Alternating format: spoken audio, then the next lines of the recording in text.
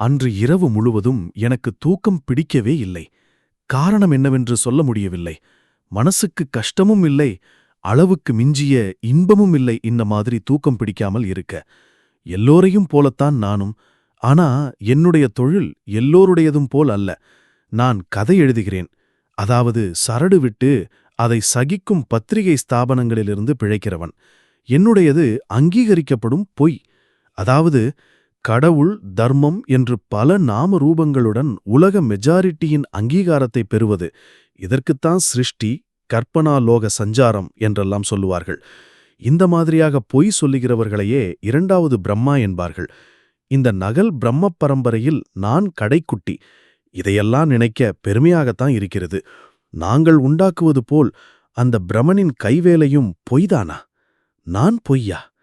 திடீரென்று இந்த வேதாந்த விசாரம் இரவு சுமார் 12 மணி போதுக்கு ஏற்பட்டால் தன்னுடைய ஜீரண சக்தியைப் பற்றி யாருக்குத்தான் சந்தேகம் தோன்றாது? அடசே என்று சொல்லிக்கொண்டு எழுந்து உட்கார்ந்தேன். உட்கார்ந்தபடி எட்டினார் போல மின்சார விளக்கை போடுவதற்கு வாக்காக வீட்டை கட்டி வைத்திருந்தான். போட்டேன். வெளிச்சம் கண்களை உறுத்தியது. பக்கத்து கட்டிலில் என் மனைவி தூங்கிக் கொண்டிருந்தாள். தூக்கத்தில் என்ன கனவோ? உதட்டு கோணத்தில் புன்சிரிப்பு கண்ணாமூச்சி விளையாடியது. வேதாந்த விசாரத்துக்கு மனிதனை இழுத்துக் கொண்டு போகும் தன்னுடைய நலபாக சாதுரியத்தைப் பற்றி இவள் மனசு கும்மாரம் போடுகிறது போலும். தூக்க கலக்கத்தில் சினுங்கிக் கொண்டு புரண்டு படுத்தாள்.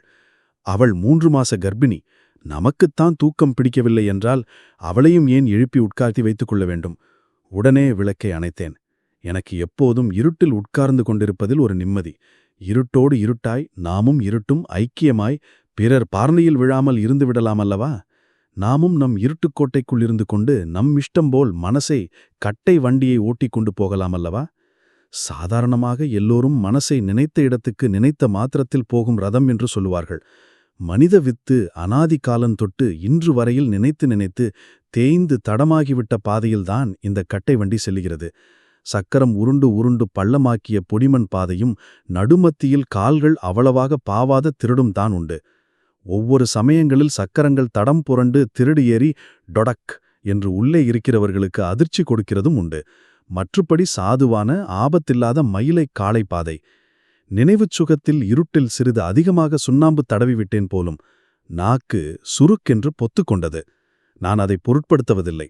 இருட்டில் வெற்றிலை போடுவதென்றால், அதிலும் மனசை கயிற்றை முதுகில் போட்டு விட்டுத்தானே போகும்படி விட்டுவிடுவதென்றால் இந்த விபத்துகளையெல்லாம் பொருட்படுத்தலாமா?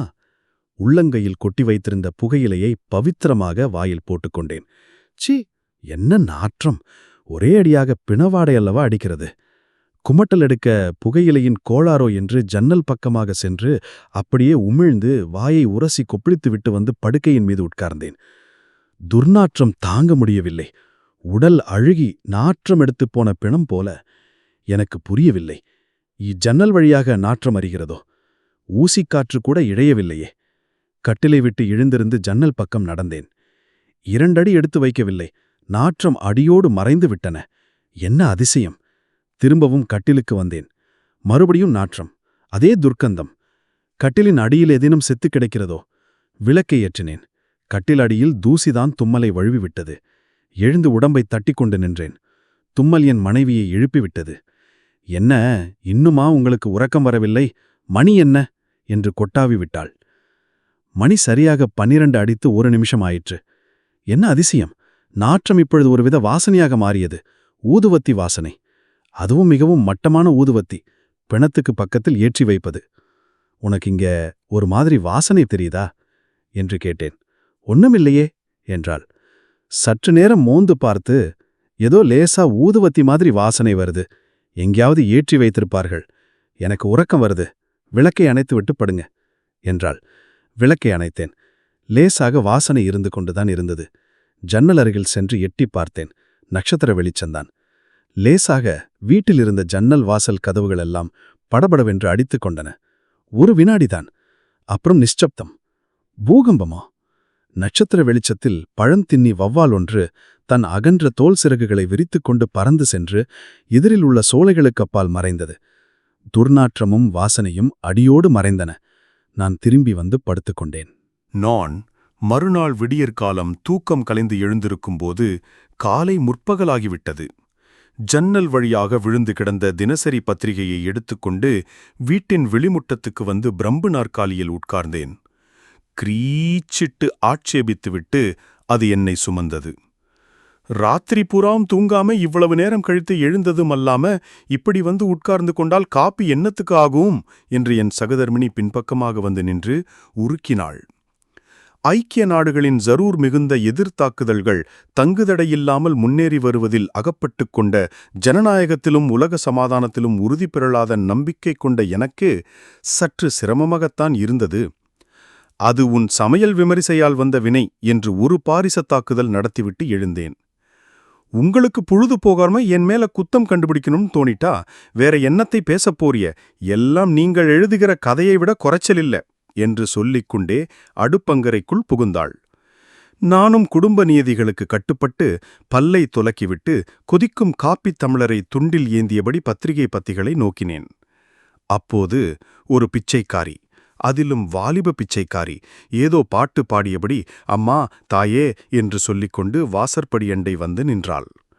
நான் ஏறிட்டு பார்த்துவிட்டு இந்த பிச்சைக்காரர்களுடன் மல்லாட முடியாதென்று நினைத்துக்கொண்டு பத்திரிகையை உயர்த்தி வேலி கட்டிக்கொண்டேன்.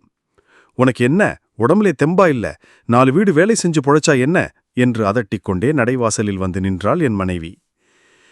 வேலை கிடைச்சா செய்ய மாட்டேனா, கும்பி கொதிக்குது தாயே, இந்த தெருவிலே இதுவரையில் பிடியரிசி கூட கிடைக்கவில்லை, மானத்தை மறைக்க முழத்துணி குடுமா என்றாள். பிச்சைக்கார அஸ்திரங்களை பிரயோகிக்க ஆரம்பித்தாள். நான் வேலை தாரேன், வீட்டோட இருக்கியா, வயிற்றுக்கு சோறு போடுவேன், மானத்துக்கு துணி தருவேன், என்ன சொல்லுதே என்றாள். அது போதாதா அம்மா, இந்த காலத்திலே அதுதான் யாரு கொடுக்கிறா என்று சொல்லிக்கொண்டே என் மனைவியை பார்த்து சிரித்து நின்றாள். என்ன, நான் இவளை வீட்டோட 2 நாள் வைத்து எப்படி இருக்கான்னு தான் பார்க்கட்டுமா, எனக்கும் தான் இடைக்கடி இளைப்பிழைப்பா வருதே என்றாள் என் மனைவி. சி, உனக்கு என்ன பைத்தியமா, எங்கேயோ கிடந்த பிச்சைக்கார கழுதையை வீட்டுக்குள் ஏத்த வேண்டும் என்கிறாயே, பூலோகத்திலே வேற ஆளே ஆம்பிடலியா என்றேன். வெளியில் நின்ற பிச்சைக்காரி கடுக்கென்று சிரித்தாள்.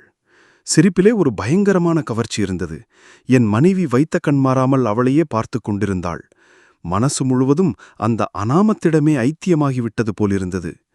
முகத்தை பார்த்தால் ஆள் எப்படி என்று சொல்ல முடியாதா, நீ இப்படி உள்ளே வாமா என்று மேலுத்தரவு போட்டுக்கொண்டு அவளை உள்ளே அழைத்துச் சென்றாள். உள்ளுக்குள்ளே பூரிப்புடன் அந்த மாய்மால பிச்சைக்காரி பின்தொடர்ந்தாள். என்ன, நான் கண்களை துடைத்துக்கொண்டு அவள் பாதங்களையே பார்த்தேன்.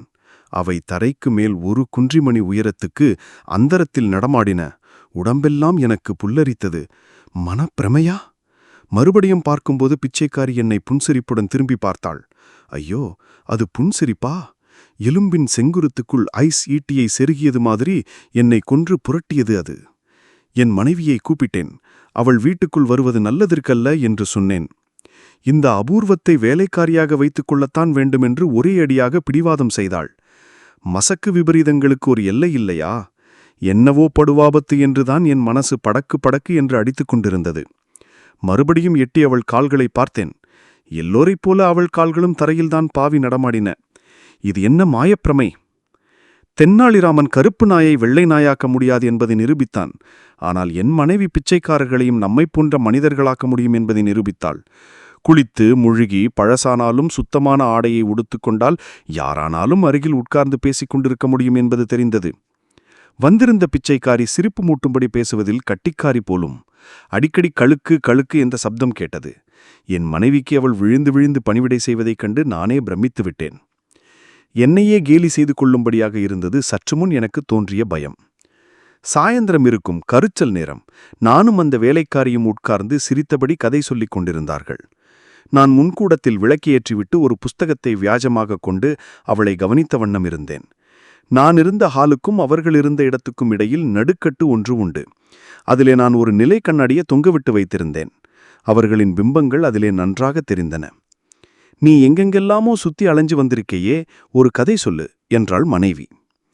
ஆமா, நான் காசி அரித்வாரம் எல்லா இடத்துக்கும் போயிருக்கிறேன். அங்கே காசியிலே ஒரு கதையை கேட்டேன், உனக்கு சொல்லட்டா என்று கேட்டாள் மனைவி. சொல்லேன், என்ன கதை என்று கேட்டாள். 500 வருஷமாச்சாம். காசியில ஒரு ராஜாவுக்கு ஒத்தக்கொரு மக இருந்தாளாம். பூலோகத்திலே அவளைப் போல அழகு தேடி பிடிச்சாலும் கிடைக்காதாம். அவளை ராஜாவும் எல்லா படிப்பும் படிப்பிச்சாரு. அவளுக்கு குருவா வந்தவன் மகா பெரிய சூனியக்காரன். எந்திரம் தந்திரம் மந்திரம் எல்லாம் தெரியும். அவனுக்கு இவள் மேலே ஒரு கண்ணு. ஆனா இந்த பொண்ணுக்கு மந்திரி மகனை கட்டிக்கிடணும்னு ஆசை. இது அவனுக்கு தெரிஞ்சு போச்சு. யாருக்கு தெரிஞ்சு போச்சு? அந்த குருவுக்கு. என்ன அதிசயம்! நான் அவள் சொல்லிக் கொண்டிருக்கும் கதையை கேட்டுக் கொண்டிருக்கிறேனா அல்லது கையில் இருக்கும் புஸ்தகத்தை வாசித்துக் கொண்டிருக்கிறேனா? கையில் விரித்து வைத்த பக்கத்தில் கடைசி வாக்கியம் அந்த மந்திரவாதிக்கு அது தெரிந்துவிட்டது என்ற சொற்றொடரின் ஆங்கில மொழிபெயர்ப்பு. மூளை சுழன்றது. நெற்றியில் வியர்வை அரும்பியது. என்ன, எனக்கு பைத்தியம் பிடித்து விட்டதா? பிடித்து வைத்த பக்கத்திலேயே கண்களை செருகியிருந்தேன். எழுத்துகள் மங்க ஆரம்பித்தன. திடீரென்று ஒரு பேய் சிரிப்பு. வெடிபடும் அதிர்ச்சியுடன் என் மனசை அப்படியே கவ்வி உறிஞ்சியது. அதிர்ச்சியில் தலையை நிமிர்ந்தேன். எனது பார்வை நிலைக்கண்ணாடியில் விழுந்தது. அதனுள் ஒரு கோர உருவம் பல்லை திறந்து உன்மத்த வெறியில் சிரித்துக் கொண்டிருந்தது. எத்தனையோ மாதிரியான கோர உருவங்களை கனவிலும் சிற்பிகளின் செதுக்கி வைத்த கற்பனைகளிலும் பார்த்திருக்கிறேன். ஆனால் இந்த மாதிரியான ஒரு கோரத்தை கண்டதே இல்லை. குரூபமெல்லாம் பற்களிலும் கண்களிலுமே தெரித்தது. முகத்தில் மட்டும் மோகலாகிரியை எழுப்பும் அற்புதமான அமைதி. கண்களில் இரத்தப் பசி, பற்களில் சதையை பீத்து தின்னும் ஆவல். இந்த மங்கலான பிம்பத்திற்கு பின்னால் அடுப்பு நெருப்பின் தீனாக்குகள். வசமிழந்து அதையே பார்த்து கொண்டிருந்தேன். தோற்றம் கணத்தில் மறைந்தது. அடுத்த நிமிஷம் அந்த பிச்சைக்காரியின் முகமே தெரிந்தது. என்ன பெயர் என்று கேட்க மறந்தே போயிட்டதே என்று மனைவி கேட்பது எனது செவிப்புலனுக்கு எட்டியது. காஞ்சனைன்னு தான் கூப்பிடுங்களேன், கதையில வர்ற காஞ்சனை மாதிரி. எப்படி கூப்பிட்டா என்ன, ஏதோ ஒரு பேர் என்றாள் பிச்சைக்காரி. என் மனைவியை தனியாக அங்கு விட்டிருக்க மனம் ஒப்பவில்லை. என்ன நேரக்கூடுமோ, பயம் மனசை கவ்விய கொண்டால் விடவிடப்புக்கு வரம்புண்டா? நான் உள்ளே போனேன். இருவரும் குசாலாகவே பேசிக் கொண்டிருந்தார்கள். வலுக்கட்டாயத்தின் பேரில் சிரிப்பை வரவித்துக் கொண்டு நுழைந்த என்னை, பொம்பளைகள் வேலை செய்கிற இடத்துல என்ன உங்களுக்காம் என்ற பானம் எதிரேற்றது. காஞ்சனை என்று சொல்லிக் கொண்டவள் குனிந்தி அதையோ நறுக்கிக் கொண்டிருந்தாள். விஷம் தழும்பும் சிரிப்பு அவளது உதட்டின் கோணத்தில் துள்ளாலாடியது. நான் வேறு ஒன்றும் சொல்ல முடியாமல் புஸ்தக வேலியின் மறைவில் நிற்கும் பாராக்காரனானேன். மனைவியோ கர்ப்பிணி. அவள் மனசிலேயா பயத்தை குடியேற்ற வேண்டும்? அவளை எப்படி காப்பாற்றுவது? சாப்பிட்டோம், தூங்கச் சென்றோம். நாங்கள் இருவரும் மாடியில் படுத்துக்கொண்டோம். காஞ்சனை என்பவள் கீழே முன்கூடத்தில் படுத்துக்கொண்டாள். நான் படுக்கையில் படுத்துத்தான் கிடந்தேன். இமை மூட முடியவில்லை. எப்படி முடியும்? எவ்வளவு நேரம் இப்படி கிடந்தேனோ? இன்று மறுபடியும் அந்த வாசனை வரப்போகிறதா என்று மனம் படக்கு படக்கு என்று எதிர்பார்த்தது. எங்கோ ஒரு கடிகாரம் 12 மணி அடிக்கும் வேலையை ஆரம்பித்தது. 11வது ரீங்காரம் ஓயவில்லை. எங்கோ கதவு கிரீச்சிட்டது. திடீரென்று எனது கைமேல் கூரிய நடங்கள் விழுந்து பிராண்டிக் கொண்டு நழுவின. நான் உதறியடித்துக் கொண்டு எழுந்தேன். நல்ல காலம், வாய் உளரவில்லை. என் மனைவியின் கைதான் அசப்பில் விழுந்து கிடந்தது. அவளுடையதுதானா? எழுந்து குனிந்து கவனித்தேன். நிதானமாக சுவாசம் விட்டுக்கொண்டு தூங்கினாள். கீழே சென்று பார்க்க ஆவல், ஆனால் பயம். போனேன். மெதுவாக காலோசை படாமல் இறங்கினேன். ஒரு யுகம் கழிந்த மாதிரி இருந்தது. மெதுவாக முன்கூடத்தை எட்டி பார்த்தேன். வெளிவாசல் சார்த்தி கொடந்தது. அருகிலிருந்து ஜன்னல் வழியாக விழுந்த நிலா வெளிச்சம் காலியாக கிடக்கும் பாயையும் தலையணையையும் சுட்டிக்காட்டின. கால்கள் எனக்கு தரிக்கவில்லை, விடவிடவென்று நடுங்கின. திரும்பாமலே பின்னுக்கு காலடி வைத்து நடந்து மாடிப்படி அருகே வந்தேன். உயரம் சென்றுவிட்டாளோ? விடுவிடுவென்று மாடிக்குச் சென்றேன். அங்கே அமைதி, பழைய அமைதி. மனம் தெளியவில்லை. மாடி ஜன்னல் அருகே நின்று நிலா வெளிச்சத்தை நோக்கினேன். மனித நடமாட்டம் இல்லை. எங்கோ ஒரு நாய் மட்டும் அழுது பிலாக்கணம் தொடுத்து ஊங்கியது. பிரம்மாண்டமான வௌவால் ஒன்று வானத்தின் எதிர்கோணத்திலிருந்து எங்கள் வீடு நோக்கி பறந்து வந்தது. வெளியே பார்க்க பார்க்க பயம் தெளிய ஆரம்பித்தது. எனது மனப்பிரமை அது என்று நிதானத்துக்கு வந்தேன். ஆனால் கீழே மறுபடியும் பார்க்க வேண்டுமென்ற ஆவல். கீழே இறங்கினேன். தைரியமாக செல்ல முடியவில்லை. அதோ காஞ்சனை பாயில் உட்கார்ந்திருக்கிறார். என்னை பார்த்து சிரித்தாள். விஷ சிரிப்பு. உள்ளமே உறைந்தது. நிதானமாக இருப்படை போல பாசாங்கம் கொண்டு, என்ன தூக்கம் வரவில்லையா என்று முணுமுணுத்துக் கொண்டே மாடிப்படிகளில் ஏறினேன். அப்பொழுது சாம்பிராணி வாசனை வந்ததா? வந்தது போலத்தான் ஞாபகம். நான் எழுந்திருக்கும்போது நெடுநேரமாகிவிட்டது. என்ன, வர வரத்தான் இப்படி தூங்கி தொலைக்கிறக, காப்பி ஆழுதே என்று என் மனைவி எழுப்பினாள். இருட்டுக்கும் பயத்துக்கும் ஒளிவிடமில்லாத பகலிலே எல்லாம் வேறு மாதிரியாகத்தான் தோன்றுகிறது. ஆனால் அந்த பயம் மனசின் ஆழத்தில் வேரூன்றிவிட்டது. இந்த ஆபத்தை எப்படி போக்குவது? தன் மனைவி சோரம் போகிறார் என்ற மனக்கஷ்டத்தை தன்னை தேற்றிக் கொள்வதற்காக வேறு யாரிடம் சொல்லிக் கொள்ள முடியுமா? அதே மாதிரிதான் இதுவும். என்னை போன்ற ஒருவன் ஜனசமுதாயத்திற்காக இலக்கிய சேவை செய்கிறேன் என்று தம்பட்டமடித்துக் கொண்டு மனப்பால் குடித்துக் கொண்டிருக்கும் ஒருவன், சார், எங்கள் வீட்டில் புதிசாக ஒரு பேய் குடி வந்துவிட்டது, அது என் மனைவியை என்ன செய்யுமோ என்று பயமாக இருக்கிறது, ஆபத்தை போக்க உங்களுக்கு ஏதாவது வழி தெரியுமா என்று கேட்டால் நான் நையாண்டி செய்கிறேனா அல்லது எனக்கு பைத்தியம் பிடித்து விட்டதா என்றுதான் சந்தேகிப்பான். யாரிடம் இந்த விவகாரத்தை சொல்லி வழி தேடுவது? எத்தனை நாட்கள் நான் பாரா கொடுத்து கொண்டிருக்க முடியும்? இது எந்த விபரீதத்தில் கொண்டு போய் விடுமோ? சொல்லவும் முடியாமல் மெல்லவும் முடியாமல் திண்டாடிக் கொண்டிருந்தேன். என் மனைவிக்கு அந்த புதிய வேலைக்காரி என்ன சொக்குப்பொடி போட்டுவிட்டாளோ, அவர்கள் இருவரும் மனசில் துளிக்கூட பாரமில்லாமல் கழித்து விட்டார்கள். இன்றி பார்த்து பகலும் இறகை விரட்டிக்கொண்டு ஓடி வந்தது. இவ்வளவு வேகமாக பொழுது கழிந்ததை நான் ஒரு நாளும் அனுபவித்ததில்லை. இரவு படுக்கப் போகும்போது என் மனைவி காஞ்சனை இன்றைக்கு மாடியிலேயே நமக்கு அடுத்த அறையில் படுத்துக்கொள்ளப் போகிறார் என்று கூறிவிட்டாள். எனக்கு மடியில் நெருப்பை கட்டியது போல் ஆயிற்று. இது என்ன சூழ்ச்சி? இன்று தூங்குவதே இல்லை, இரவு முழுவதும் உட்கார்ந்தே கழிப்பது என்று தீர்மானித்தேன். என்ன படுக்கலையா என்றாள் என் மனைவி. எனக்கு உறக்கம் வரவில்லை என்றேன். மனசுக்குள் வல் ஈட்டிகளாக பயம் குத்தி தைத்து வாங்கியது. உங்கள் இஷ்டம் என்று திரும்பி படுத்தாள். அவ்வளவுதான், நல்ல தூக்கம். அது வெறும் உறக்கமா? நானும் உட்கார்ந்து உட்கார்ந்து அலுத்து போனேன். சுற்று படுக்கலாம் என்று உடம்பை சாய்த்தேன். 12 மணி அடிக்க ஆரம்பித்தது. இதென்ன வாசனை? பக்கத்தில் படுத்திருந்தவள் அமானுஷ்ய குரலில் வீறிட்டு கத்தினாள். வார்த்தைகள் ரூபத்தில் வரும் உருமற்ற குரல்களுக்கிடையே காஞ்சனை என்ற வார்த்தை ஒன்றுதான் புரிந்தது. சட்டென்று விளக்கை போட்டுவிட்டு எழுப்பி உருட்டினேன். பிரக்னை வரவே தள்ளாடிக் கொண்டு எழுந்து உட்கார்ந்தாள். ஏதோ ஒன்று என் கழுத்தை கடித்து இரத்தத்தை உறிஞ்சின மாதிரி இருந்தது என்றாள் கண்களை துடைத்துக்கொண்டு. கழுத்தை கவனித்தேன். குரல் வழையில் குண்டூசி நுனி மாதிரி இரத்தத் துளி இருந்தது. அவள் உடம்பெல்லாம் நடுங்கியது. பயப்படாதே, எதையாவது நினைத்து கொண்டு படுத்திருப்பாய் என்று மனமறிந்து பொய் சொன்னேன். அவள் உடம்பு நடுநடுங்கிக் கொண்டிருந்தது. மயங்கி படுக்கையில் சரிந்தாள். அதே சமயத்தில் வெளியில் சேமக்கல சபதம் கேட்டது. கர்ண கடூரமான குரலில் ஏதோ ஒரு பாட்டு. அதிகாரத் தோரணியிலே காஞ்சனை காஞ்சனை என்ற குரல். என் வீடே கிடுகிடாய்த்துப் போகும்படியான ஒரு அலறல். கதவுகள் படபடவென்று அடித்துக் கொண்டன. அப்புறம் ஒரு அமைதி, ஒரு சுடுகாட்டு அமைதி. நான் எழுந்து வெளிவாசலின் பக்கம் எட்டிப் பார்த்தேன். நடுத்தெருவில் ஒருவன் நின்றிருந்தான். அவனுக்கு என்ன மிடுக்கு? இங்கே வா என்று சமிக்ஞை செய்தான். நான் செயலற்ற பாவை போல கீழே இறங்கி சென்றேன். போகும்போது காஞ்சனை இருந்த அறையை பார்க்காமல் இருக்க முடியவில்லை. நான் எதிர்பார்த்தபடியேதான் இருந்தது. அவள் இல்லை. தெருவிற்கு போனேன். அம்மா நெத்தியிலே இதை பூசு, காஞ்சனை இனிமேல் வரமாட்டாள், போய் உடனே பூசு, அம்மாவை எழுப்பாதே என்றான். விபூதி சுட்டது. நான் அதை கொண்டு வந்து பூசினேன் அவள் நெத்தியில். அது வெறும் விபூதிதானா? எனக்கு சந்தேகமாகவே இருக்கிறதே. அவன் கையில் சேமக்கலம் இல்லை என்பதும் ஞாபகம் இருக்கிறதே. 3 நாட்கள் கழிந்து விட்டன. காலையில் காப்பி கொடுக்கும்போது, இந்த ஆம்பளைகளை இப்படித்தான் என்றாள் என் மனைவி. இதற்கு என்ன பதில் சொல்ல?